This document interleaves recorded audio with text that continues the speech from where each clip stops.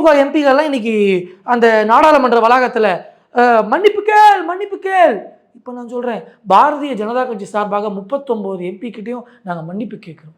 என்ன மன்னிப்பு நினைக்கிறீங்க? ஒன்றுமே தெரியாத உனக்கெல்லாம் ஓட்டு போட்டு எம்பி அமைச்சதுக்கு இந்த தமிழக மக்கள் சார்பாக மன்னிப்பு கேட்குறோம். ஒரு கருவமும் தெரியலங்க.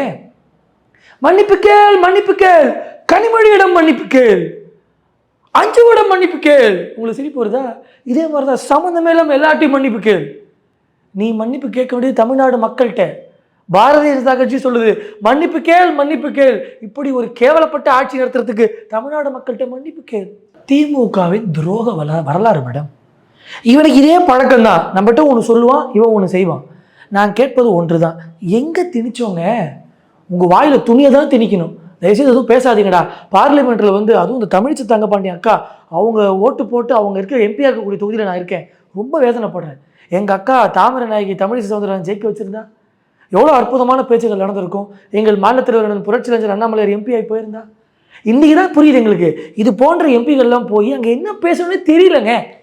அதாவது அடிப்படையில் ஒரு கொள்கை வருது, அது மத்திய அரசு கொண்டு வருதா, அது பிஜேபி கொண்டு வரதான்றதெல்லாம் விட்டுருங்க. அதில் உள்ள நல்ல சாராம்சத்தை பார்க்கறதுக்கு இங்கே ஒரு கட்சி இல்லைங்க.